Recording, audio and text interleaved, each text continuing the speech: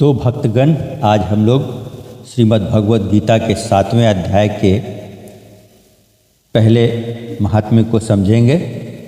उसके बाद पाठ को श्रवण करेंगे। भगवान शिव कहते हैं, पार्वती, अब मैं 7वें अध्याय का महात्म्य बतलाता हूँ, जिसे सुनकर कानों में अमृत राशि भर जाती है। पाटलिपुत्र नामक एक दुर्गम नगर है, जिसका गोपुर मतलब द्वार बहुत ही ऊंचा है। उस नगर में शंकुकर्ण नामक एक ब्राह्मण रहता था। उसने वैश्य वृत्ति का आश्रय लेकर बहुत धन कमाया, किंतु न तो कभी पितरों का तर्पण किया और न देवताओं का पूजन ही किया। वह धनोपार्जन में तत्पर होकर राजाओं को ही भोज दिया करता था। एक समय की बात है, उस ब्राह्मण ने अपना चौथा विवाह करने के लिए पुत्रों और वधुओं के साथ यात्रा की। मार्ग में आधी रात के समय जब वह सो रहा था, एक सर्प ने कहीं से आकर उसकी बाँह में काट लिया। उसके काटते ही ऐसी अवस्था हो गई कि मणि, मंत्र और औषधि आदि से भी उसके शरीर की रक्षा असाध्य जान पड़ी। मतलब उसका इलाज नहीं हो पा रहा था। तत्पश्चात कुछ ही क्षणों में उसके प्राण पखेरु उड़ गए। फिर बहुत समय के बाद वह प्रेत सर्प योनि में उत्पन्न हुआ। उसका चित्त धन की वासना में बंधा था। उसने पूर्व वृत्तांत को स्मरण करके सोचा, मैंने जो घर के बाहर करोड़ों की संख्या में अपना धन गार रखा है, उससे इन पुत्रों को वंचित करके स्वयं ही उसकी रक्षा करूँगा। एक दिन सांप की योनि से पीड़ित होकर पिता ने स्वप्न में अपने पुत्रों के समक्ष आकर अपना मनोभाव बताया। तब उसके निरंकुश पुत्रों ने सवेरे उठकर बड़े विस्मय के साथ एक दूसरे से स्वप्न की बातें कही। उनमें से मंझला पुत्र कुदाल हाथ में लिए घर से निकला और जहाँ उसके पिता सर्प योनि धारण करके रहते थे, उस स्थान पर गया। यद्यपि उसे धन के स्थान का ठीक ठीक पता नहीं था, तो भी उसने चिन्हों से उसका ठीक निश्चय कर लिया और लोभ बुद्धि से वहाँ पहुँचकर बांबी को खोदना आरंभ कर दिया। तब उस बांबी से बड़ा भयानक सांप प्रकट हुआ और बोला, ओ मूढ़, तू कौन है? किस लिए आया है? क्यों बिल खोद रहा है? अथवा किसने तुझे भेजा है? ये सारी बातें मेरे सामने बता। पुत्र बोला, मैं आपका पुत्र हूँ। मेरा नाम शिव है। मैं रात्रि में देखे हुए स्वप्न से विस्मित होकर यहाँ का सुवर्ण लेने के कौतूहल से आया हूँ। पुत्र की यह वाणी सुनकर वह सांप हंसता हुआ उच्च स्वर से इस प्रकार स्पष्ट वचन बोला, यदि तू मेरा पुत्र है तो मुझे शीघ्र ही बंधन से मुक्त कर। मैं पूर्व जन्म के गाड़े हुए धन के लिए ही सर्प योनि में उत्पन्न हुआ हूँ। पुत्र ने पूछा, पिताजी, आपकी मुक्ति कैसे होगी? इसका उपाय मुझे बताइए, क्योंकि मैं इस रात में सब लोगों को छोड़कर आपके पास आया हूँ। पिता ने कहा, बेटा, गीता के अमृतमय 7वें अध्याय को छोड़कर मुझे मुक्त करने में तीर्थ, दान, तप और यज्ञ भी सर्वथा समर्थ नहीं है।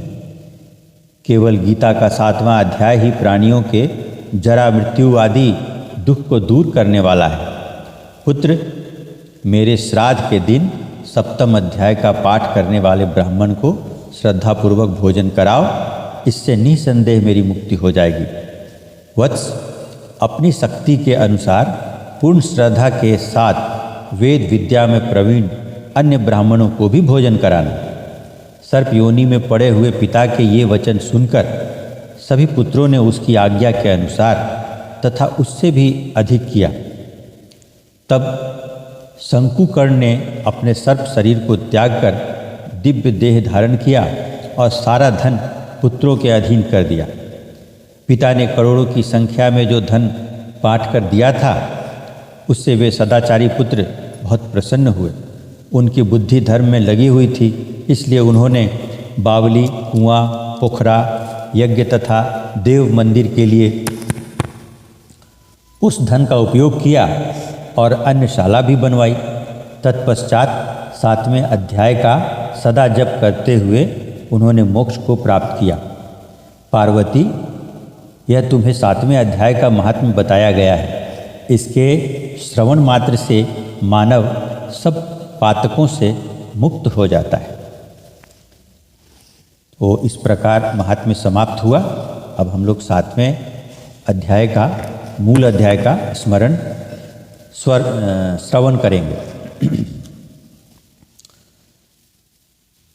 7वां अध्याय इस प्रकार है। उसके उपरांत श्री कृष्ण भगवान बोले, हे पार्थ, तू मेरे में अनन्य प्रेम से आसक्त हुए मन वाला और अनन्य भाव से मेरे परायण योग में लगा हुआ मुझको संपूर्ण विभूति, बल, ऐश्वर्य आदि गुणों से युक्त सबका आत्मरूप जिस प्रकार संशय रहित जानेगा, उसको सुन। मैं तेरे लिए इस रहस्य सहित तत्व ज्ञान को संपूर्णता से कहूँगा कि जिसको जानकर संसार में भी और कुछ भी जानने योग्य शेष नहीं रहता है।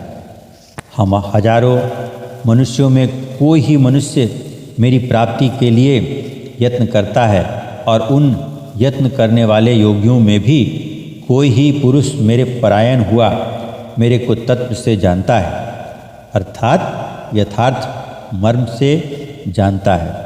हे अर्जुन, पृथ्वी, जल, अग्नि, वायु और आकाश तथा मन, बुद्धि और अहंकार भी ऐसे यह 8 प्रकार से विभक्त हुई मेरी प्रकृति है। यह 8 प्रकार के भेदों वाली तो अपरा है, अर्थात मेरी जड़ प्रकृति है। और हे महाबाहो, इससे दूसरी को मेरी जीव रूप परा अर्थात चेतन प्रकृति जान के जिससे यह संपूर्ण जगत धारण किया जाता है। हे अर्जुन, तू ऐसा समझ कि संपूर्ण भूत इन दोनों प्रकृतियों से ही उत्पत्ति वाले हैं और मैं संपूर्ण जगत का उत्पत्ति तथा प्रलय रूप हूँ, अर्थात संपूर्ण जगत का मूल कारण हूँ। इसलिए हे धनंजय, मेरे से सिवा किंचित मात्र भी दूरी वस्तु नहीं है। यह संपूर्ण जगत सूत्र में सूत्र के मणियों के सदृश मेरे में गूंथा हुआ है। हे अर्जुन, जल में मैं रस हूँ तथा चंद्रमा और सूर्य में मैं प्रकाश हूँ और संपूर्ण वेदों में ओंकार हूँ तथा आकाश में शब्द और पुरुषों में पुरुषत्व हूँ। पृथ्वी में पवित्र हूँ, गंध हूँ और अग्नि में तेज हूँ और संपूर्ण भूतों में उनका जीवन हूँ, अर्थात जिससे वे जीते हैं वह मैं हूँ और तपस्वियों में तप हूँ। हे अर्जुन, तू संपूर्ण भूतों का सनातन कारक मेरे को ही जान। मैं बुद्धिमानों की बुद्धि और तेजस्वियों का तेज हूँ। हे भरत श्रेष्ठ, मैं बलवानों का आसक्ति और कामनाओं से रहित बल अर्थात सामर्थ्य हूँ और सब भूतों में धर्म के अनुकूल अर्थात शास्त्र के अनुकूल काम करता हूँ। और भी जो सत्वगुण से उत्पन्न होने वाले भाव हैं और जो रजोगुण से तथा तमोगुण से होने वाले भाव हैं, उन सबको तू मेरे से ही होने वाले हैं ऐसा जान, परंतु वास्तव में उनमें मैं और वे मेरे में नहीं हैं। गुणों के कार्य रूप सात्विक, राजस और तामस इन तीनों प्रकार के भावों से अर्थात राग, द्वेष आदि विकारों से और संपूर्ण विषयों से यह सब संसार मोहित हो रहा है।